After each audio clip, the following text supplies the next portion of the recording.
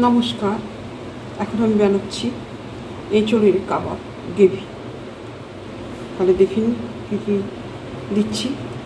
আমি 500 গ্রাম মতন এঁচোড় হলুদ দিয়ে সেদ্ধ করে নিয়েছি।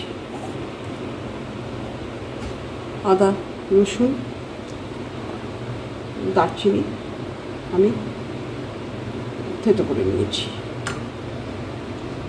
আর লঙ্কা 4টে কাঁচা লঙ্কা, আর পরিমাণ মতন বেসন আর ছাতু, আর ধনে পাতাটা দিচ্ছি,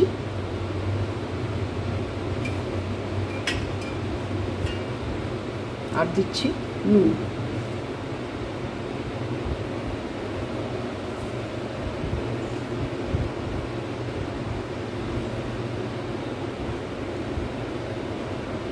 এবার আমি এটা মেখে নিচ্ছি। গোলাপ জল দেবো 5 চামচ। তাহলে আমি 150 গ্রাম করে ছাতু নিয়েছি আর বেসন নিয়েছি, আর প্রয়োজনে আর একটু দিতেও পারি।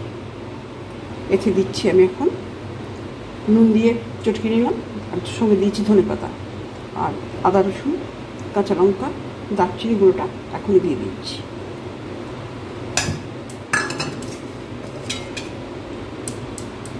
আর দিচ্ছি 1/4 চামচ গোলাপ জল। এবার বেসনটা দিয়ে দিচ্ছি।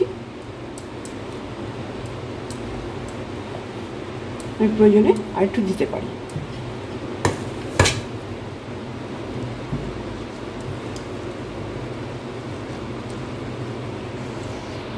এবার ছাতুটা দিয়ে দিচ্ছি।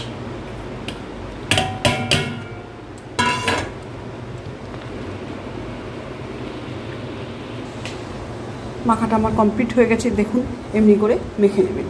এইবার কাবাবের আকার দেবেন, এমনি গোল করে করে, এমনি চ্যাপটা করে করে দেবেন, কাবাব যেভাবে হয়। আর ছোট বড় সাইজটা আপনাদের উপর নির্ভর করছে, আপনারা যেমন খাবেন তেমনই করে দেবেন। আমার সবকটা কাবাব তৈরি করা হয়ে গেছে। এবার আমি এগুলোকে ভাজবো। তাহলে দেখুন, কড়াইতে আমি সাদা তেল 4 চামচি দিয়েছি। তেলটা গরম হয়ে গেছে। এবার আমি একে একে কাবাবগুলো ছাড়তে শুরু করব।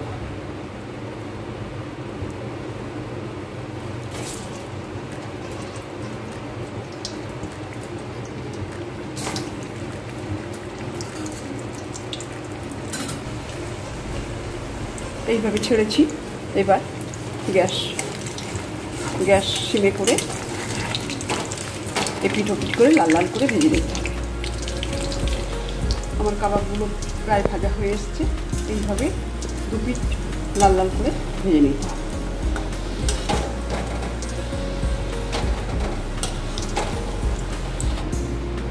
আমার কাবাবগুলো সব ভাজা হয়ে গেছে। আমি 2 পিঠ লাল করে ভেজে নিয়েছি। অবশ্যই সিমে করে দিয়ে ভাজবেন, আঁচটা কম করে দেবেন, দিয়ে ভাজবেন, নাহলে ভেতরটা কাঁচা থেকে যাবে, ওপর থেকে পুড়ে পুড়ে যাবে, লাল হয়ে যাবে। এবার আমি কোপ্তার কাবাবের গ্রেভিটা আমি বানাচ্ছি। দেখুন, আমি একটা শুকনো ফোড়ন দিচ্ছি, আর দিচ্ছি এলাচ, লবঙ্গ, ফোড়ন।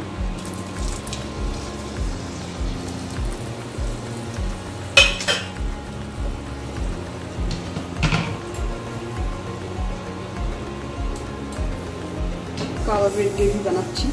দিয়েছি শুকনো লঙ্কা ফোড়ন, আর দিয়েছি লবঙ্গ, এলাচ, দারচিনি। এবার দিচ্ছি আদা, পেঁয়াজ, রসুন, টমেটো, কাঁচা লঙ্কা বাটা। তাহলে এটা দিয়ে দিচ্ছি।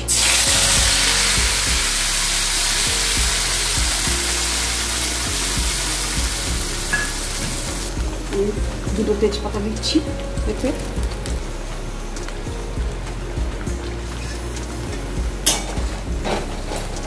ছেড়ে দিলে একে একে ধনে, জিরে, হলুদ, আর কাশ্মীরি মির্চ আর চিনিটা দিয়ে দিচ্ছি। তেলটা আমার ছেড়ে এসছে।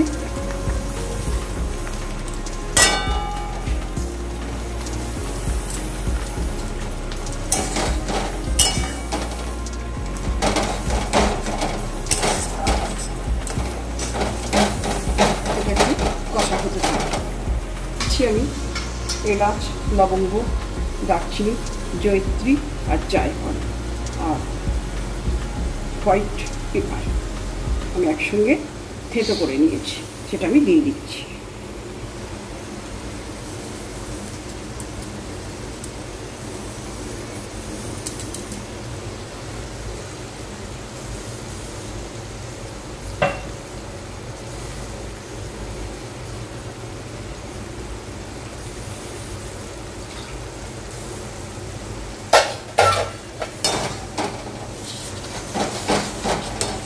নুনটা আমি এতে 1 চামচ দিয়েছিলাম, আপনারা আপনাদের স্বাদ মতো নুনটা দেবেন।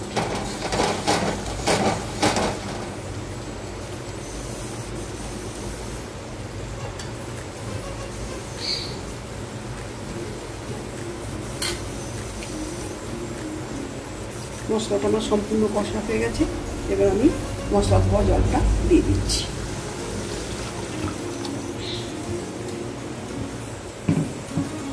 এটা আমার হয়ে গেছে। আমি এবার এক এক করে কাবাবগুলো ছেড়ে দিচ্ছি।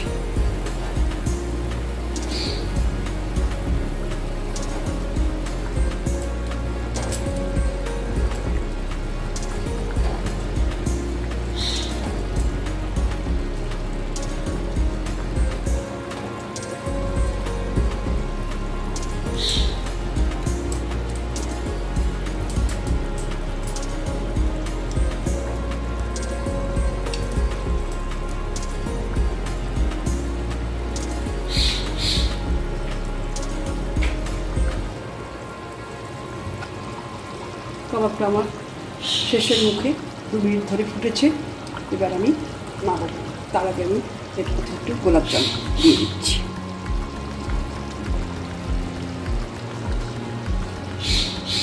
এই গোলাপ জলটা দেওয়ার জন্যে কাবাবের আসল গন্ধটা বেরিয়ে যায়।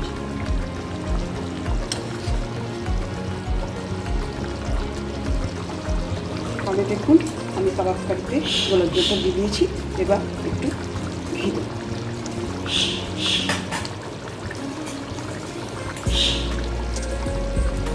আমি 1/2 চামচি ঘি দিলাম।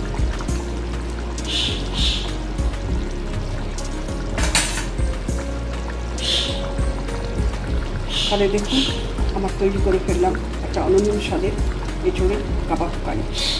এটা লুচি, রুটি, পরোটা, ফ্রাইড রাইস, পোলাও, এমনকি বিরিয়ানির সঙ্গে সাইড ডিশ হিসেবেও নিতে পারে। এটা রেডিমেডের কাবাবের থেকেও কোনো অংশে কম নয়। আপনারা খেলেই বুঝতে পারবেন। এইভাবে করবেন এবং খাবেন। খেয়ে অবশ্যই আমাকে জানাতে ভুলবেন না যে এটা কেমন লাগবে আপনাদের। তৈরি হয়ে গেল আমার দারুণ স্বাদের এঁচোড়ের কাবাব কারি। আপনারা ভিডিওটা দেখবেন, দেখে এইভাবে তৈরি করে খাবেন। অবশ্যই আপনাদের গুরুত্বপূর্ণ মতামতটা আমাকে জানাতে ভুলবেন না। প্রথম থেকে শেষ অবধি ভিডিওটি দেখার জন্য আপনাদের ধন্যবাদ। নমস্কার।